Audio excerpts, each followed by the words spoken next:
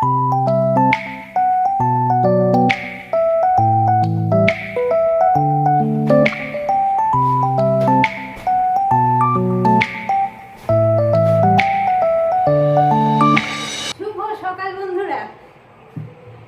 Of বকুলে তোমাদের সবাইকে welcome. আশা করি সবাই ভালো আছো, সুস্থ আছো আর খুব সাবধানে আছো।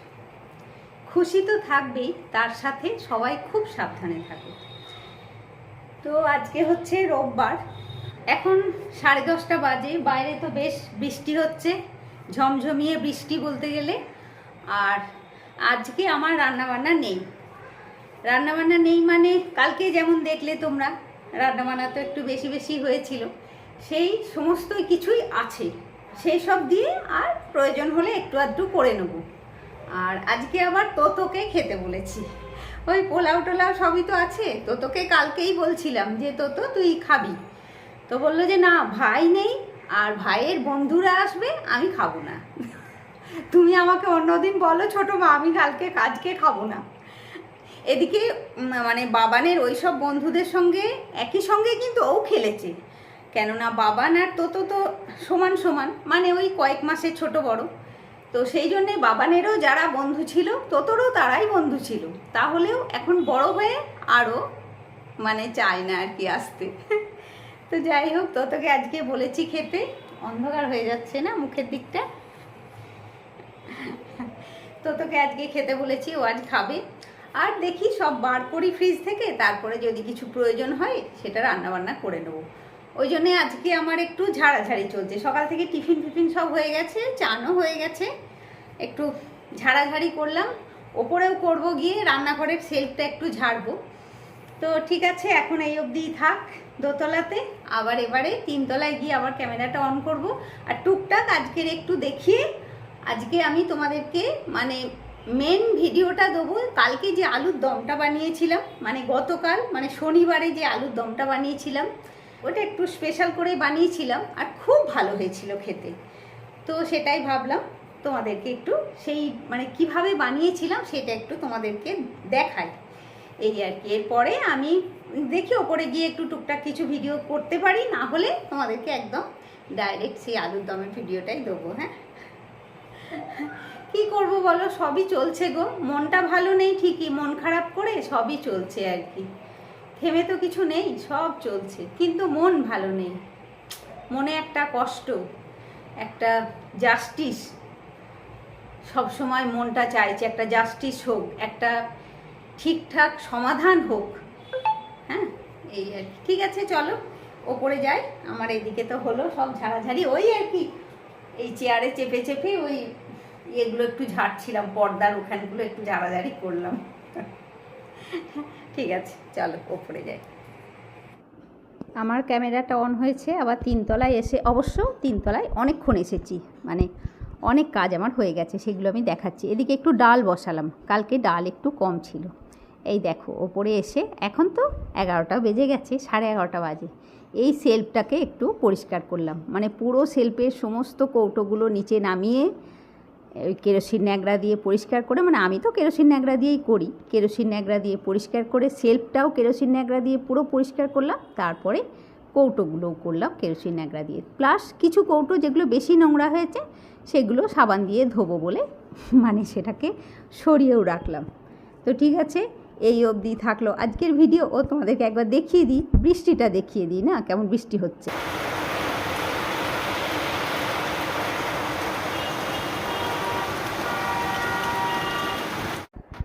ওদিকে এরকমই ঝমঝমিয়ে বৃষ্টি চলছে, মানে মাঝে মাঝে খুব জোরে হচ্ছে, মাঝে মাঝে একটু কম হচ্ছে। তো এই দেখো, এই কটা আলুকে এইভাবে ছাড়িয়ে নিয়েছি। এগুলোকে এবারে টুকরো করে কেটে আমি কুকারে করে সেদ্ধ করব। মানে এই ভিডিওটা তোমরা আগের দিনই দেখেছো, আমি আলু সেদ্ধ করতে দেওয়া অবধি ভিডিও তোমরা দেখেছো। তো সেদ্ধ করার সময় আমি একটু নুন দিয়ে আর 2টো এলাচ দেবো, গোটা এলাচ, আর একটুখানি দারচিনি দিয়ে আলুটা সেদ্ধ করব। মানে আমি এরপরে রান্নাতে মানে চেষ্টা করব গরম মশলা ইউজ না করতে। এখন ধনেপাতা একটু দেওয়ার ইচ্ছা আছে, তো সবজিওয়ালার থেকে যদি একটু ধনেপাতা পেয়ে যাই তাহলে আমি ধনেপাতা দিয়েই করব, না হলে দেখি কীভাবে করি। তো এই আলুটা এবারে সেদ্ধ করতে দেবো। আমি একটু নুন দিয়ে দিলাম, বেশি করে নুন দিলাম, কিন্তু মানে শুরুতে একবার নুন দিয়েছি, আবার মনে হলো নুনে একটু কম হয়েছে, ওই জন্য আবার একটু নুন দিলাম। বেশি করে নুন দিয়ে আলুটা সেদ্ধ করব, কেননা সেদ্ধর জলটা তো ফেলে দেবো, ওই জন্যে। দেখো এদিকে আলুটা সেদ্ধ হচ্ছে, আর সিমে গ্যাসে ওই মিনিট 5 মতন করব, মানে বেশি হাই ফ্লেমে দিয়ে করব না, সিমে গ্যাসে 5 মিনিট করে আমি অফ করে দেবো গ্যাসটা। এদিকে দেখো আলুটা আমার সেদ্ধ হয়ে এসে গেছে। হ্যাঁ, একদম সেই খুব সেদ্ধ করিনি, একটু গোটাও থাকবে অথচ সেদ্ধ হবে এরকম করে। আর আমি যে এলাচ, 2টো এলাচ, দারচিনির টুকরো দিয়েছিলাম, সেগুলোকে কিন্তু আমি তুলে দেবো। এগুলো কিন্তু অন্য কোনো রান্নাতে আবার ইউজও করা যায় পরে। তো হয়ে গেল। এবারে চলো, আলুগুলো তো সেদ্ধ হয়ে গেছে, এবারে তোমাদেরকে আমি দেখাই একটা মশলা বানাবো। সেই মশলাটা কিভাবে বানাবো সেটা দেখাই। একটা টমেটো নিলাম, আর টমেটোটা দেখে বুঝতে পারছো খুব ছোট নয়, মোটামুটি মিডিয়াম সাইজের একটা টমেটো। এই টমেটোটা পেস্ট হবে, আর এর সঙ্গেই আমি মানে এই মিক্সিং জারেই বাকি সমস্ত মশলাগুলো দিয়ে দিচ্ছি। আর টমেটোটা একটু টুকরো করে কেটে দিচ্ছি, মানে ছোট ছোট কাটলে মিক্সিং মানে মিক্সির মেশিনটা ভালো থাকে আর কি, বুঝলে। মানে বেশি বড় জিনিস একসঙ্গে মানে মিক্সিতে পেস্ট করতে দিলে একটু মিক্সির একটু চাপ হয়ে যায়। তো ওই টমেটোটা দিলাম, আর ছোট্ট এক টুকরো আদা দিলাম, মানে খুবই কম কিন্তু আদাটা, হ্যাঁ খুব কম আদা দিলাম। ওই টমেটো দিলাম, 3টে কাঁচা লঙ্কা দিলাম, আর এক টুকরো আদা দিলাম।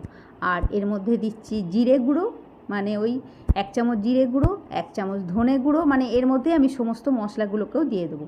অল্প একটু লঙ্কা গুঁড়ো। আর আজকে রান্নাতে মানে আলুর দমে হলুদ দেবো না, হ্যাঁ হলুদ ছাড়া আলুর দমটা হবে। আর একটু জল দিয়ে এটাকে আমি এখন পেস্ট করে নিয়ে আসি, তারপরে আবার দেখাচ্ছি। দেখো এদিকে পেস্ট করে তো নিয়ে চলে এলাম, আর পেস্টটা কিন্তু একদম প্লেন করিনি, দেখাই দাঁড়াও, এই দেখো একটু গোটা গোটা টমেটো কিন্তু রয়ে গেছে, হ্যাঁ একদম মানে পুরো পেস্ট করিনি।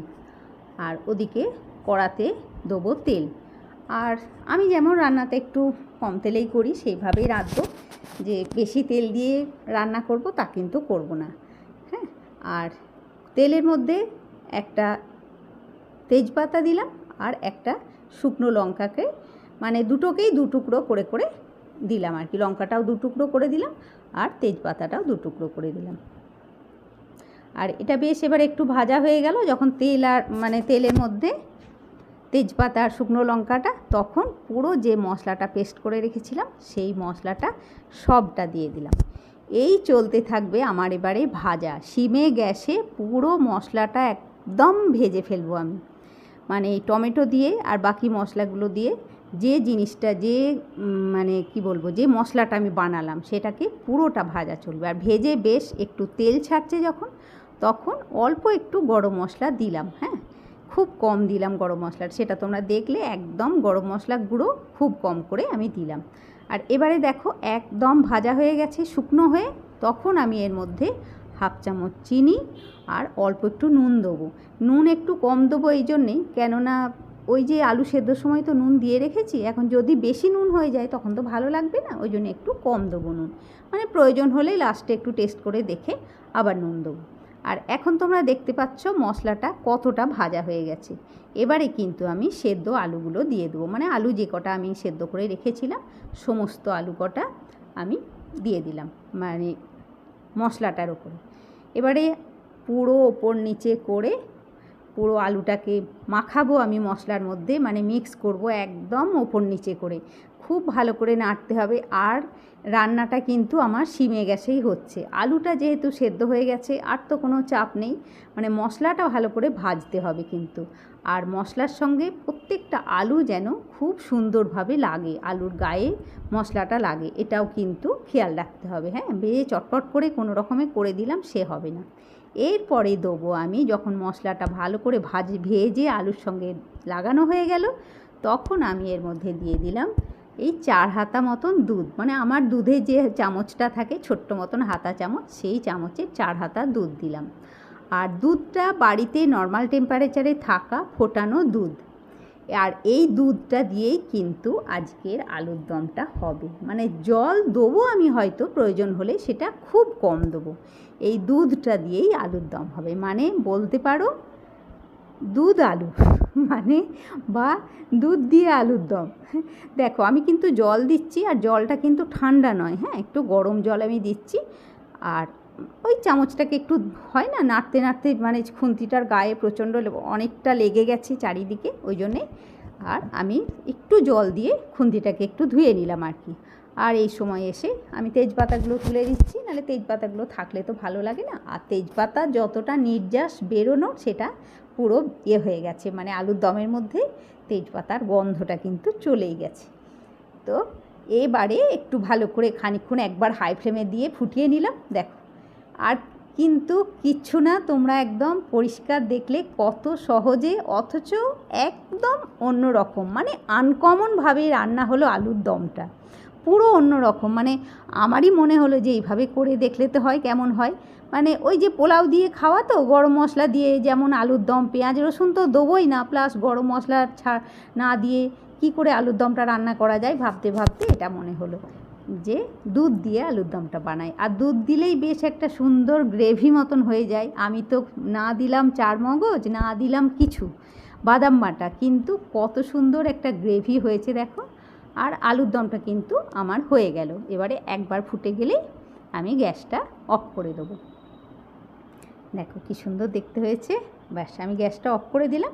আমি তোমাদেরকে তারপরে এটা নামিয়ে তারপরে আবার দেখাচ্ছি মানে কেমন হয়েছে।